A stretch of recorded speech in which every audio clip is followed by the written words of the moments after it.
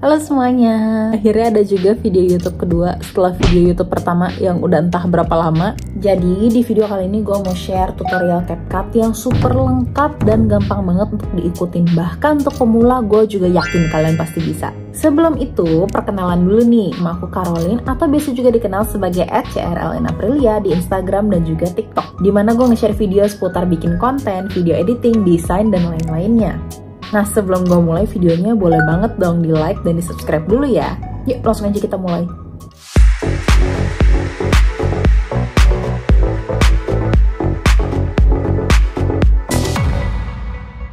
Oke, pertama kita perkenalan software dulu nih. Untuk semua konten gue di Instagram dan TikTok, gue itu pakai CapCut. CapCut ini bisa dipakai di HP ataupun di PC. Kalau gue biasanya lebih suka pakai di PC karena ngeditnya itu lebih bebas dan lebih presisi. Tapi kalau misalkan kalian lebih prefer edit yang minimalis atau simple, pakai yang di HP juga udah cukup banget kok fitur-fiturnya. Kan kalau untuk gue personally, gue tuh suka banget konten gue itu yang banyak animasinya, kelihatan menarik. Jadi biasanya gue suka cari referensi dari salah satu konten kreator yaitu Ali Abdal namanya. Di situ gue banyak banget belajar. Selain soal inspirasi ngedit video, konten-kontennya Mas Ali tuh juga daging banget. Nah, buat kalian yang belum kenal, boleh banget nih ikutan nonton kontennya Ali Abdal juga. Itu bener-bener gue rekomen banget kontennya. Nah, selain itu, kalau untuk referensi ngedit, gue juga suka banget nonton dari variety show Korea. Entah kenapa, kalau variety show Korea tuh kayak dapet banget gitu. Kalau misalkan lagi ada momen lucu atau momen yang happy, dari cara mereka ngedit, sound efeknya, animasinya, yang kadang-kadang tuh kayak di luar prediksi gitu ngeditnya. Nah, biasanya dengan semakin sering kita ngedit dan lihat-lihat referensi, kita juga pas ngeditnya itu makin lama akan makin terbiasa. Nah, kalau referensinya udah dapet, kalian pun pastikan perlu rekam dulu ya sebelum ngedit. Nah, pastiin format rekamnya itu udah sesuai. Kalau misalkan untuk konten Instagram atau TikTok, pastikan setting kalian itu 4K dan 30 fps. FPS itu apa? Jadi FPS itu singkatan frames per second. Jadi semakin tinggi FPS-nya, kamera kalian akan menangkap pergerakannya itu tuh semakin detail. Tapi kalau misalkan 60 FPS, itu videonya akan kelihatan lebih halus dan pergerakannya itu terlihat lebih real. Cuma kalau untuk social media biasanya 30 fps udah cukup banget, karena kalau kalian ngerekam 60 fps biasanya akan kekompres. Kecuali kalau untuk YouTube biasanya masih bisa untuk video yang 60 fps. Oke, kalau misalkan kalian udah ada video mentahannya dan kalian import ke CapCut, kalian bisa klik tombol ini yang tulisannya custom. Kalau untuk social media kayak Instagram, TikTok, dan juga YouTube Shorts, kalian bisa pilih yang 916 atau 1080 x 1920 pixels. Ininya semuanya udah oke, 30 fps ya, sesuai dengan rekaman tadi. Dan ini nggak boleh lupa nih, free layernya dinyalain. Kalau misalkan free layernya itu mati, biasanya ada urutan layer yang udah memang dari sononya tuh CapCut tuh udah kayak itu, CapText tuh paling atas biasanya. Jadi kalau misalkan kalian mau videonya yang banyak animasinya, gue saranin free layernya dinyalain. Sekarang gue mau bahas dulu nih fiturnya satu persatu. Ini khusus untuk pemula. Kalau misalkan buat kalian yang familiar banget sama CapCut, boleh langsung aja skip ke tutorialnya. Gue bakal bahas fitur-fitur yang biasanya gue paling sering pakai untuk ngeanimasiin reels dan konten TikTok gue. Oke, jadi di sini gue pakai contoh salah satu video gue yang gue edit. Kalau misalkan di CapCut di HP itu sebutannya overlay. Jadi di sini kan timeline utama untuk videonya. Nah, kalau overlay itu biasanya layer tambahan di atasnya. Atau misalnya contohnya kayak gue masukin foto di sini, nah itu sebutannya overlay. Ukuran besar kecilnya, mau miring berapa derajat juga bisa diatur, dan pergerakannya pun bahkan bisa diatur. Misal mau di ujung kiri, ujung kanan, atas, bawah, bebas. Oke, kedua fitur yang gue paling sering pakai itu cutout. Pertama kalian klik video yang mau kalian cut out, dan di sini ada 3 tipe. Ada chroma key, customize, dan auto cutout. Biasanya gue cuma sering pakai chroma key dan auto cutout. Jadi chroma key ini misalkan kalian punya video yang backgroundnya itu hijau semua, atau biasa disebut sebagai video green screen. Nah, kalian pengen bagian hijau-hijaunya tuh dihapus. Nah, kalian bisa pakai chroma key. Jadi misalkan di sini gue pakai contoh di sini ya. Ini kan backgroundnya hijau nih. Kalian mau cuma bagian korannya doang, kalian klik chroma key. Terus kalian pilih color picker, terus kalian pilih warna yang mau kalian remove. Di sini yaitu warna hijaunya. Nah, terus kok nggak berubah? Nah, tenang, kalian tinggal atur strength-nya. oke. Nah, cuma kan di sini ujungnya kayak masih ada ijo-ijonya gitu ya, kayak kurang perfect gimana gitu. Itu bisa ditambahin, atau kalau mau sampai mentok juga boleh. Nah, ini kalau untuk chroma key, itu untuk menghilangkan background seperti ini. Tapi dia khusus warna yang flat ya. Kayak misalkan ini video gue mau ilangin backgroundnya, itu agak susah kalau pakai chroma key karena di sini ada warna biru, merah, ungu. Nah, kalau untuk video kayak gini, kalian bisa pakai fitur auto cutout. Dan di sini juga ada penjelasannya. Kalau hanya human figures can be cut out, berarti hanya figur manusia. Nah, di sini gue udah pilih videonya, tinggal klik auto cutout. Tinggal ditunggu, prosesnya agak lama, nggak apa-apa, tunggu aja. Nah, kalau udah, kelihatan kan tuh backgroundnya hilang. Nah, cuman di sini kayaknya dari poni gue tuh nyelip-nyelip warna monitornya, jadi masih kelihatan merah-merahnya dikit, cuma ya it's fine. Udah cukup rapi sih menurut gue kalau untuk CapCut. Oke, next, ketiga, keyframe. Apa itu keyframe? Jadi kalau misalnya nih kalian mau animasi videonya dari kecil terus ke besar terus ke kecil lagi, itu pakai yang namanya keyframe. Yaitu kalau di CapCut dia yang bentuknya kayak gini, yang bentuknya diamond kayak gini pokoknya ya. Dia biasa dari sisi kanan. Misalnya nih, gue pakai contoh ending lagi nih ya. Gue balikin dulu ukurannya ke 100, ukuran original. Gue pengen misalnya endingnya tuh kayak masuk zoom gitu. Nah, keyframe jadi kekunci nih ukurannya di 100%. Terus misalnya di bagian gue begininya gue pengen lebih zoom in. Nah, gue set si garis timelinenya ke tempat yang gue mau zoom in, misalnya di detik ini. Nah, terus atur scale-nya, nggak perlu pencet ini lagi ya, nggak perlu pencet keyframe-nya, langsung aja diatur. Misalnya gue mau zoomnya kira-kira segini, 134%. Nah, nanti kan di timeline-nya keluar nih si diamond-diamondnya itu tuh. Nah, berarti udah langsung ke set. Yuk, coba kita cek. Nah, kalau misalnya kalian ngerasa, aduh, terlalu cepet, tinggal diklik, terus digeser. Nah, kalau udah oke, udah, kayak gitu doang. Nah, si keyframe ini bisa untuk ukuran videonya, kayak kecil besar videonya, position, jadi misalnya tadinya mau dari kiri, geser ke kanan, itu juga bisa. Untuk rotate, misal videonya kalau mau bikin dari lurus miring ke 90 derajat, itu juga bisa pakai keyframe. Pokoknya yang ada diamondnya ini berarti itu bisa di keyframing. Nah, ini biasa dipakai kalau misalkan untuk animasi teks masuk, foto masuk, efek dramatis kayak zoom in, zoom out gitu, itu bisa banget pakai keyframe. Nah, keempat, stabilize. Jadi misalkan nih, gue kan biasanya kalau konten gue sendiri itu cuma ngomong, duduk, diem gini. Tapi kan kadang gue suka masukin, misalnya gue ngedemonstrasiin cara ngerekam. Nah, kebetulan misalnya videonya itu geter, atau gue ngerekamnya kurang stabil. Itu bisa banget pakai fitur stabilize. Nah, stabilize ini ada 3 tipenya. Recommended, minimum cut, most stable. Kalau misalkan memang videonya itu geternya nggak begitu parah, biasanya gue pakai yang recommended atau minimum cut. Karena kalau stabilize itu dia otomatis videonya akan jadi lebih zoom in. Nah, kecuali kalau memang geternya agak parah tuh, gue biasanya pakai yang most stable. Cuma memang ya konsekuensinya videonya jadi lebih deket. Cuma biasanya sih gue selama ini cukup puas ya pakai fitur stabilize CapCut karena hasilnya oke.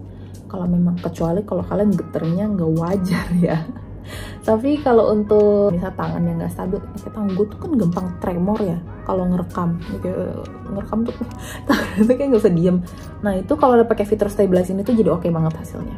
Nah, selain fitur-fitur yang gue mention tadi, gue mau bahas kilas nih audio.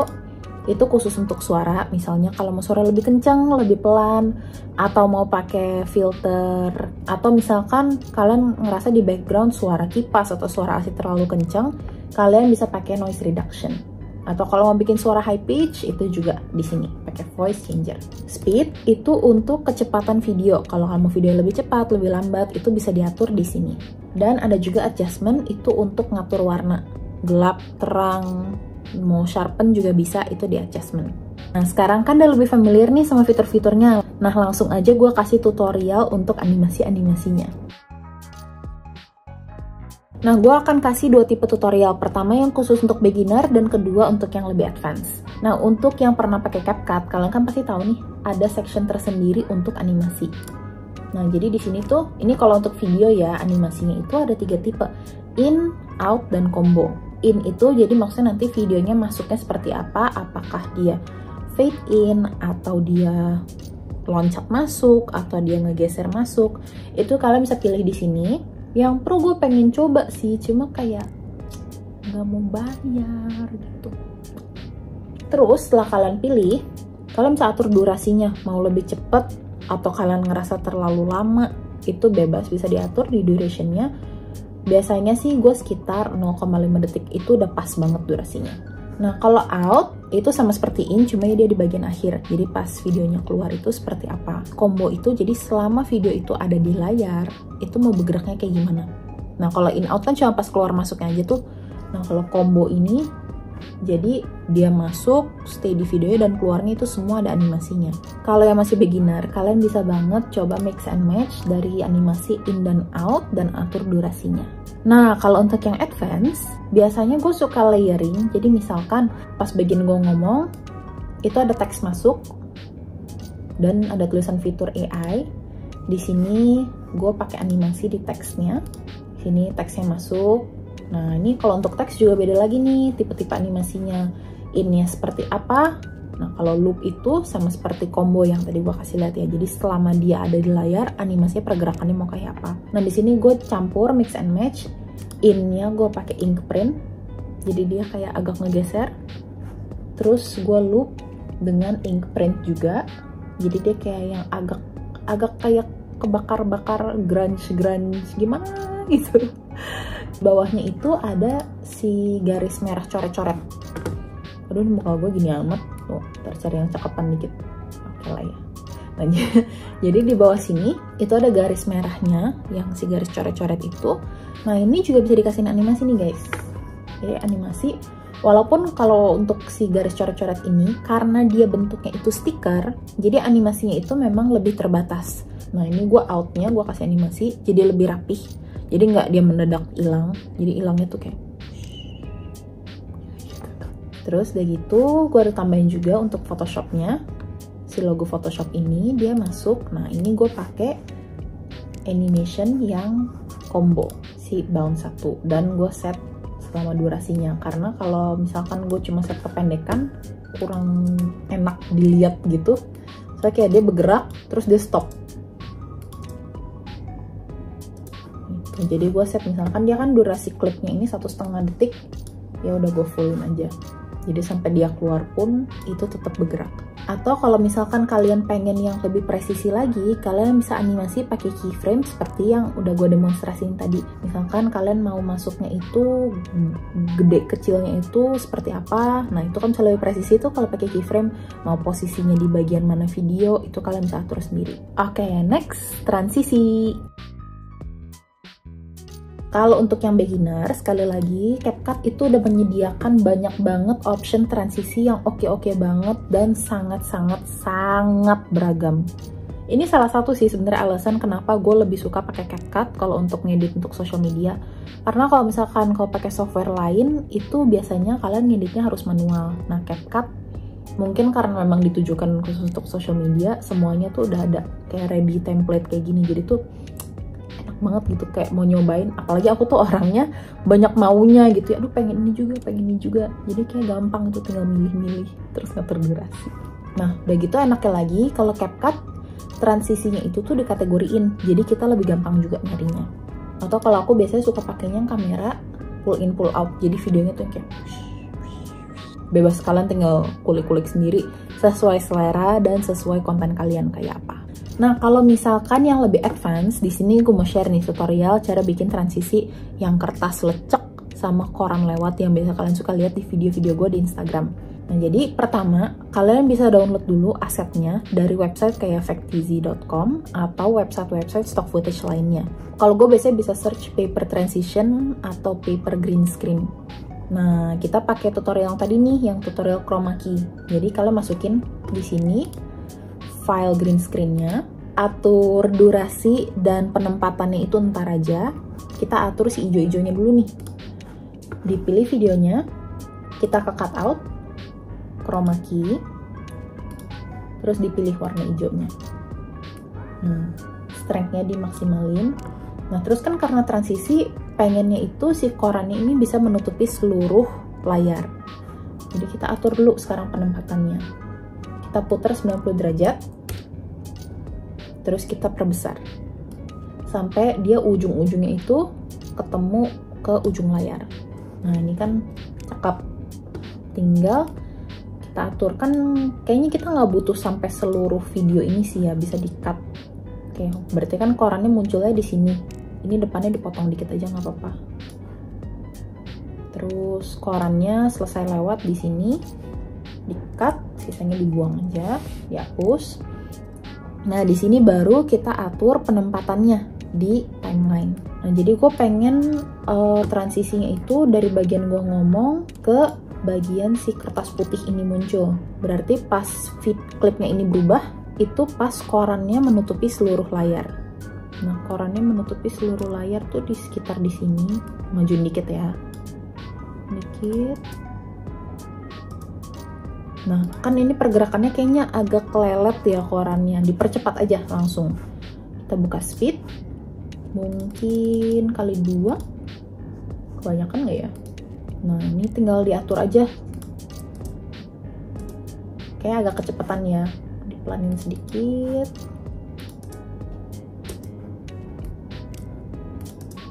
Nah ini kalian tinggal atur-atur sendiri sesuai dengan konten kalian, kecepatannya mau kayak gimana, penempatan kayak gimana. Tinggal dikulik-kulik sampai menurut kalian udah perfect. Nah kalau ini kan gue pakai video koran. Kalau misalkan kalian mau pakai video yang lain seperti yang si kertas lecek, kertas ngelipet, yang kayak biasa gue pakai itu, step by stepnya sama. Tinggal videonya itu pokoknya yang penting backgroundnya ada solid color seperti hijau, biru. Nah itu bisa banget pakai cara ini. Nanti sekali lagi tinggal dikulik-kulik aja speednya dan durasinya biar transisinya terlihat lebih natural. Jadi biasanya untuk mempercantik dan bikin video kelihatan lebih menarik, gue suka pakai stiker. Kemarin tuh di Instagram banyak yang nanya, Kak font gratisnya itu dari mana sih yang gratis yang ini? Nah ini tuh dari stiker CapCut. Orang-orang tuh banyak yang ngira itu tuh font, tapi enggak. Stiker CapCut guys. Nah itu di bagian jurnal. Kemarin tuh juga aku tuh nemuinnya nggak sengaja. Jadi lagi nyari-nyari stiker, ada yang baru. Terus lucu gitu kan. Nah ini A sampai Z tuh ada semua lengkap. Di video yang aku edit, aku masukin kata-kata huruf. Aku masukin huruf-huruf gratis, GRATIS. Terus aku masukinnya nggak bebarangan. Jadi kayak G-nya dulu, terus R-nya bedanya sedikit-sedikit, tipis-tipis aja di timeline. Terus gue masukin animasi slide in. Jadi gerakannya walaupun cepat tapi kelihatan kayak lebih gitu masuknya. Nah, gimana cara kata-katanya itu nongol? Bukan kata-kata. Gimana cara hurufnya itu bisa nongol di belakang kepala gue? Nah, itu bisa pakai cara cut out yang gue kasih lihat tadi. Jadi pas bagian video gue ngomong, itu gue copy paste. Jadi video yang sama, terus audionya atas gue matiin. Jadi biar nggak ngedouble ya audionya. Nah, habis itu gue cut out pakai yang auto cut out. Jadi kalau misalkan video base-nya itu gue matiin, nah aku doang tuh di situ di videonya. Nanti tinggal kata gratisnya ditaruh di layer di bawah si cut out itu. Jadi video utama itu kan untuk backgroundnya, terus stiker gratis, stiker kata-katanya, atau kalau mau masukin objek lain juga bisa. Kayak kalau kayak di sini tuh kayak kertasnya kan juga di belakang aku tuh. Nah itu kalian semua masukin. Nah terus di atasnya baru layer si cut out itu. Nah menurut gue sih ini kalau walaupun auto cut out, cuttingnya lumayan oke ya, kayak kertasnya tuh rambut gue nggak nonjol-nonjol di ujung-ujung sininya. Nah sebenarnya salah satu trik yang gue suka pakai biar cuttingnya lebih rapih, gue duduknya agak jauh dari background. Karena kalau terlalu deket atau kalau misalkan background terlalu rame, itu kadang suka ada objek yang ngikut pas di cut out. Karena kan namanya juga komputer ya, cuttingnya kan mungkin nggak perfect. Jadi diusahain backgroundnya itu lebih polos, atau kalian duduk yang jauh, atau gue juga pakai lighting kayak gini yang berwarna, jadi kayak lebih terpisah gitu antara background dan juga subjeknya. Sama cakep aja sih, gue suka lampu biru-biru gitu. Sebenarnya sih kalau untuk video aslinya warnanya udah oke, cuma karena preferensi gue itu gue lebih suka warna yang ngejreng dan muncul banget, biasanya gue suka tambahin filter lagi. Tergantung nih kalian pengen feel videonya kayak apa. Atau kalau misalkan kalian ngerasa filternya kayak agak terlalu lebay, kalian bisa pakai adjustment. Jadi kalian pilih videonya, adjustment itu tuh ngatur kayak misalnya gelap terangnya, terus temperaturnya. Temperatur tuh kayak misalnya kalau biru videonya tuh kelihatan kayak lebih cool tone, dan kalau misalkan kalian lebih ke kuning, nah itu videonya kayak terkesan lebih hangat, lebih warm tone. Tapi biasanya itu kena ke warna kulit juga, jangan terlalu banyak karena kalau nggak nanti warna kulit kalian juga kelihatannya aneh ya. Nah gue juga suka banget adjust HSL ini karena lampu background gue biru, cuma kadang gue banyak maunya, pengennya kelihatannya ungu, itu bisa banget di adjust di HSL. Jadi gue tinggal pilih, kan lampunya biru nih, gue pilih warna biru yang ini, tinggal di putar-putar aja tuh kan berubah tuh warna lampunya. HSL ini dia mengatur warna yang ada di videonya, jadi hue, saturation, dan brightnessnya itu cuma khusus untuk warna biru, maka warna lainnya nggak keganggu kan. Kayaknya contohnya ini warna merah di monitor, itu kan dia nggak berubah karena dia cuma mengubah warna birunya.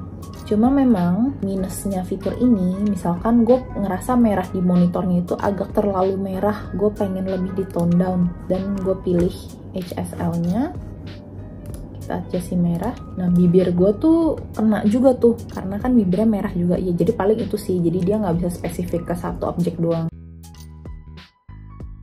Nah, selain efek secara visual, audio effects itu juga penting banget, seperti sound effect, background music, dan lain-lainnya. Nah, misalnya di sini kan ada bagian pas kertasnya muncul, terus ada bagian pas korannya bergerak.